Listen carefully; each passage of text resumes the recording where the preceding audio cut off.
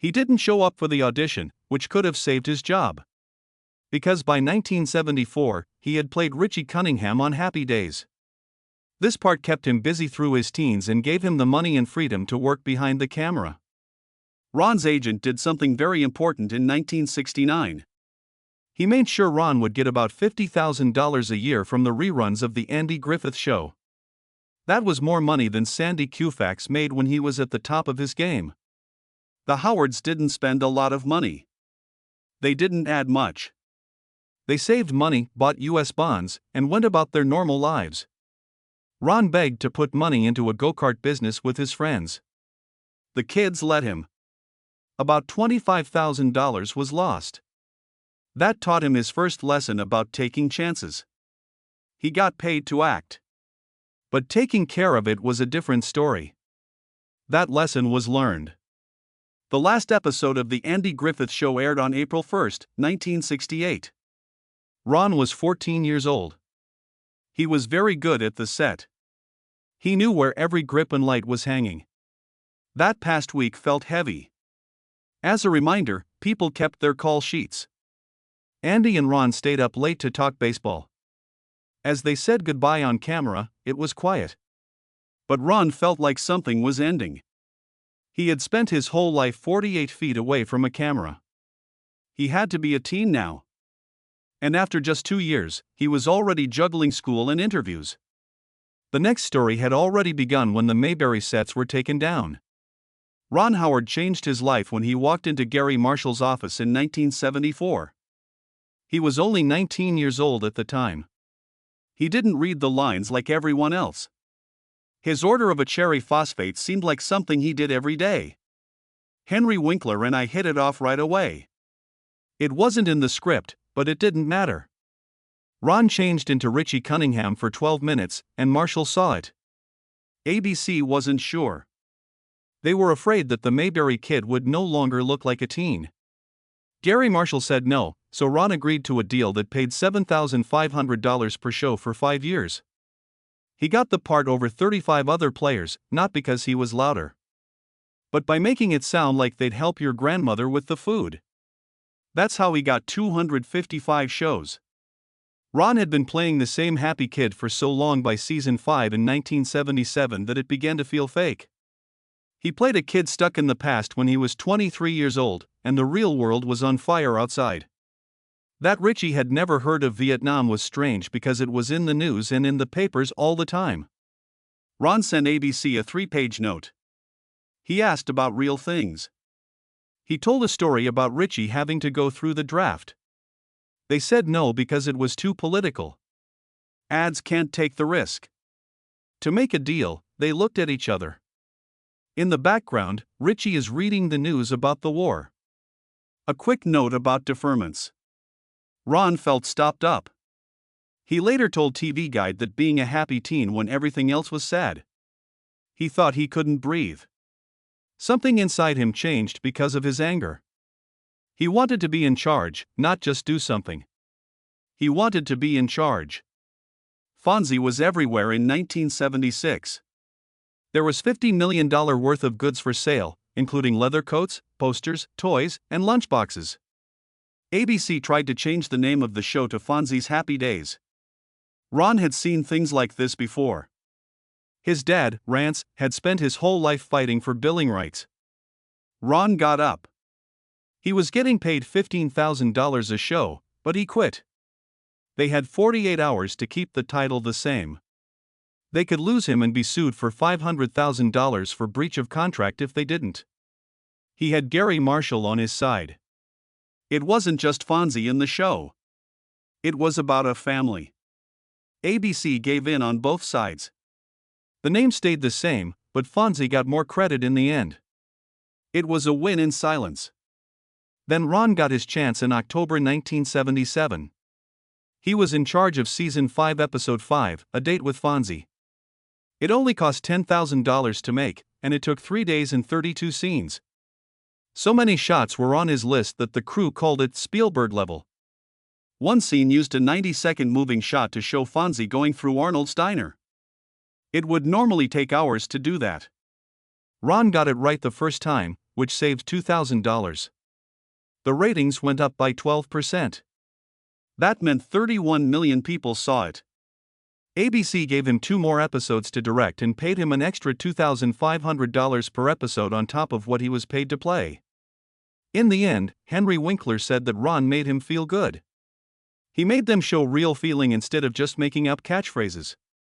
Something else was growing while all of this was going on. Ron was in Roger Corman's cheap teen crash movie Eat My Dust in 1976. It wasn't just for fun, though. He had a deal. He would only act if Corman let him direct the next movie. The movie was called Grand Theft Auto. Came out in 1977. Ron and his dad, Rance, wrote it together. The movie made $15 million, but it only cost $602,000 to make. That's a return of 2,400%. 17 police cars, 3 Cadillacs, and a $40,000 Rolls-Royce were among the 70 cars they destroyed on tape. Ron didn't wait for permission to go. There were real roads nearby where he shot. Things got shaken up. The cars turned over. There was real chaos. In the movie, he even used his mom, his brother Clint, and Marion Ross, who he worked with on Happy Days. When the movie came out in theaters on June 16, 1977, no one could laugh at the Mayberry redhead longer. Ron married Cheryl Alley on June 7, 1975, when he was only 21 years old. They fell in love in high school. He asked her to marry him on a couch at his parents' house. Henry Winkler was his best man, and Andy Griffith and Tom Bosley were also there. As Cheryl was giving birth to their first child, Ron was on set.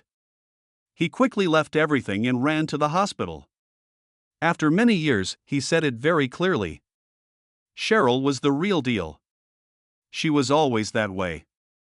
She was in charge of everything while he shot, wrote, and directed. Ron did something new in 1982 with Night Shift, a funny dark story set in a graveyard. The story was crazy. The Ring is run by 2 guys out of a hospital in New York City. It had Henry Winkler in the lead part and Michael Keaton's first big role. The plan cost $8 million. It made $21 million. With a tape recorder, Keaton wrote down thoughts. He then danced around with a Walkman and yelled, "Is this a great country or what?" People who saw it in tests thought it was too racy. The MPAA was scared, but it worked. Winkler was up for a Golden Globe. Keaton blew into the scene. The movie was brave, and it showed that Ron could make risky studio movies. After that came Splash. Ron took care of Tom Hanks and Daryl Hannah in a love story about a man and a fish in 1984. It was Disney's first classic movie. Planned cost $8 million to $11 million. Around $69.8 million. It took hours and 35 pounds to put on the mermaid tail. The underwater scenes were all shot by Daryl Hannah herself. She didn't use an acting double. She could swim better than the pros. They were shocked, both Ron and producer Brian Grazer. The movie started out with a sad finish. Madison goes back to the water. Alan stays on land. But every wife in the room hated it during test viewing. They changed it. Alan jumps in after her. Love wins. The reviewers liked it. Rotten Tomatoes gave it a score of 91%. It was in the running for an Oscar. A lot of people liked Tom Hanks. For Ron, it was proof. He was better than good. He could make a lot of money at the movies. Ron and Brian Grazer started Imagine Entertainment with another person in November 1985, after Splash. From the start, it was serious. They joined forces and the next year Imagine went public. A deal was made with TriStar Pictures. TV Land and Movie Channel did the same thing. At first, they had TV movies, then movies in theaters, and finally shows like Sports Night. In 1998, they spent $4.5 million to update their Century City offices. Some people talked about the spending. But the numbers were stronger. He has been nominated for 43 Oscars and won 98 Emmys over the years. Imagine movies making more than $15 billion around the world. Everything changed again in 1995, when Apollo 13 came out. Ron directed it, and it cost $52 million to make. They bought real NASA mission control panels, some of which were on sale for just $1 because the government had extras. On the Vomit Comet, they shot 612 scenes in zero gravity. Each one lasted 23 seconds. That meant 10 days of dives in parabolic flight. Ed Harris had to be shot 12 times for the blast scene. It cost $340,000. Harris got burns on his cheeks when one test went wrong. Ron wouldn't lie about it. It had to be right with every blinking light, every radio chatter, and every switch setting. The movie made $355 million around the world. It won 2 of the 9 Academy Awards it was up for. But getting there almost killed him. Ron worked 18-hour days for 90 days in a row. He went to NASA briefings and watched all of the real lead night practices. He fell down on day 90. Loss of water. Blood pressure. It got quiet on stage. There was no work for 36 hours. The crew wore shirts that said Mission Control when he got back. It was no longer just a show. It proved something. Ron had laid Opie Taylor to rest. He already proved it. After that, he did something wrong. It cost $80 million to make EDTV, which came out in 1999. It made $50 million altogether. Ron had turned down Castaway because of it. The Truman Show, which told the same story better, came out a month before this one. Some people didn't like how it seemed like a warning about the media while also being a part of the problem. Imagine lost $30 million because of it. But Ron paid attention, learned, and moved on. Imagine had 23 projects in the works by 1999. With a $60 million cap on each film, Universal gave them money to make 6 movies a year. Ron didn't lead all of them. But everyone had his name on them. The office was full. There were now 140 people working there.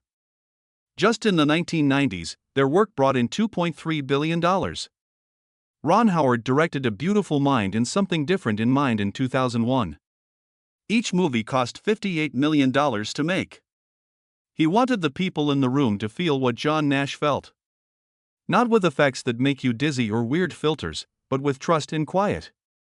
He watched Nash's hallucinations without any visible cues, cuts, or warnings. Nash made Charles Herman and William Parcher seem real because that's how he saw them. Ron also wanted the people watching to find out the truth at the same time that Nash did. Most of the scenes were shot in the right order. 90% of the movie is based on real events that Nash experienced.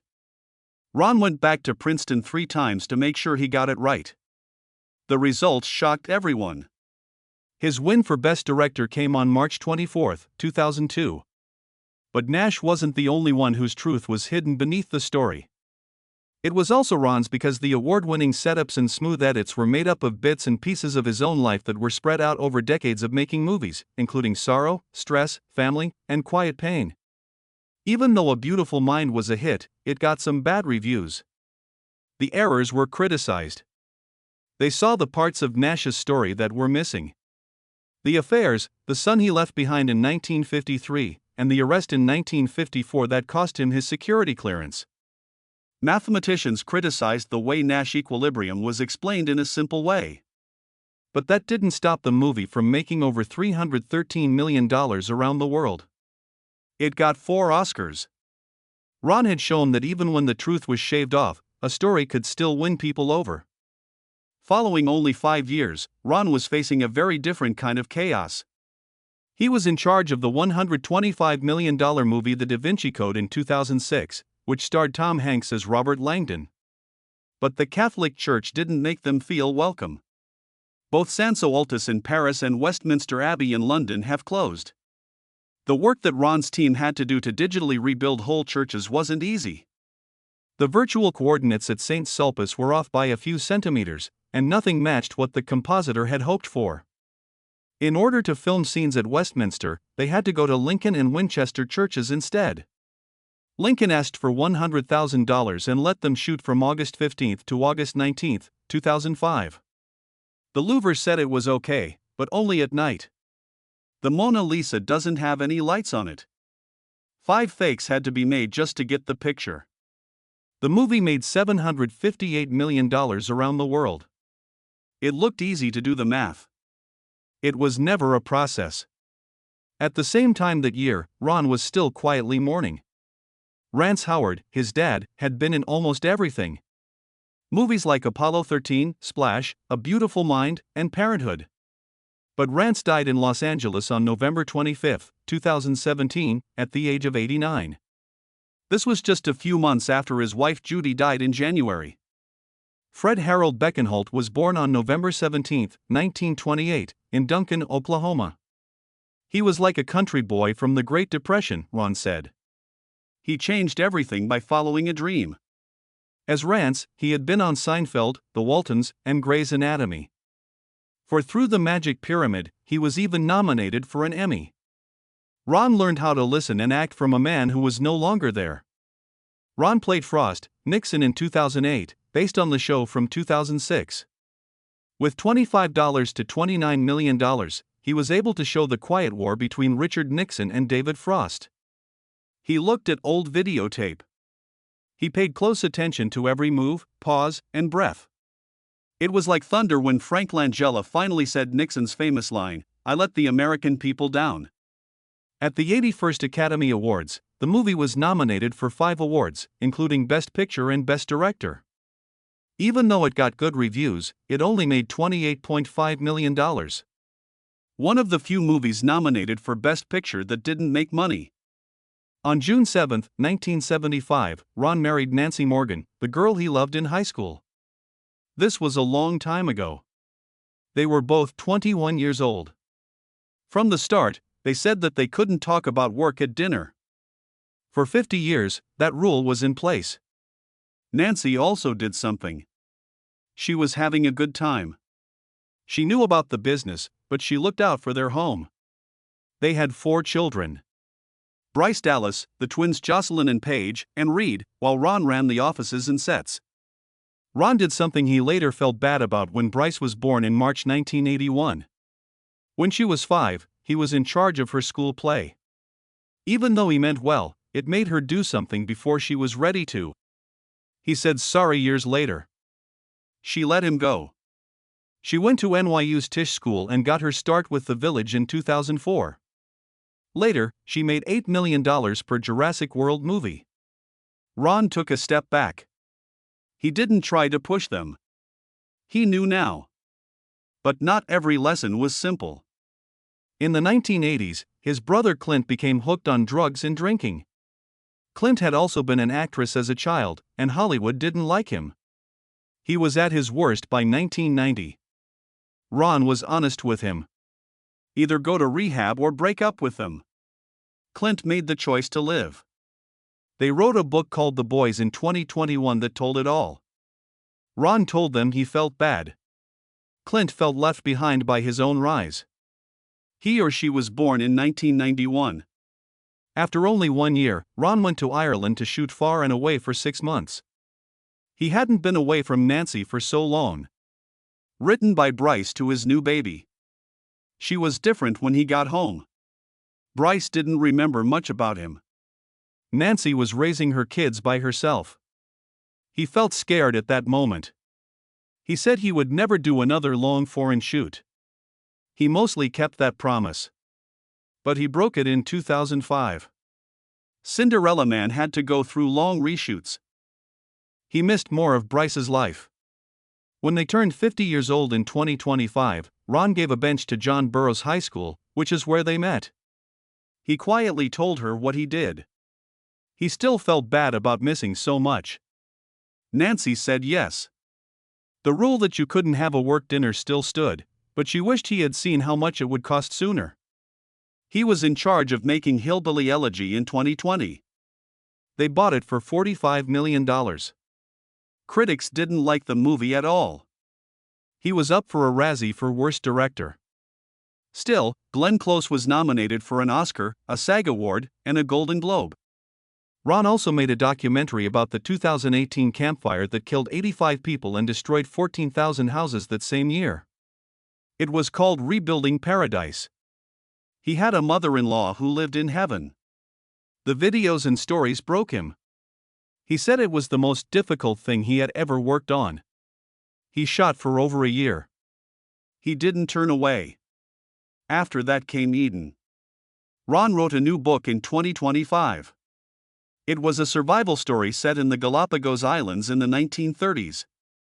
He heard the story for the first time while on vacation 15 years before. That same night, he started making plans for the movie on his BlackBerry. This movie had Sydney Sweeney, Jude Law, Ana de Armas, Vanessa Kirby, Daniel Bruhl, and more in it. The movie, which cost $55 million to make, only made $1 million in 4 days. Ron said it was an artistic risk that made him feel badly. He was almost ready to quit already. Solo, a Star Wars story, fell apart around him in 2018. After the first directors were fired, he took over in the middle of the shoot. He res hot about 70% of the movie. It's still been bombed. He told the world in 2025 that Solo almost ended his career as a director, but Bryce stopped him. He came back with plans for Apple TV+. He didn't stop. Ron had been married for 50 years by 2025.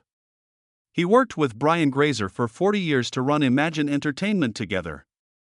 The company had made more than 50 movies and been nominated for 289 Emmys and 47 Oscars. He is worth more than $200 million. He said that his dad taught him to be humble. He still tells stories and now helps young people tell theirs. He can still see the bench at Burroughs High School, the empty seat at dinner, and the baby who didn't seem to know him. He can remember everything.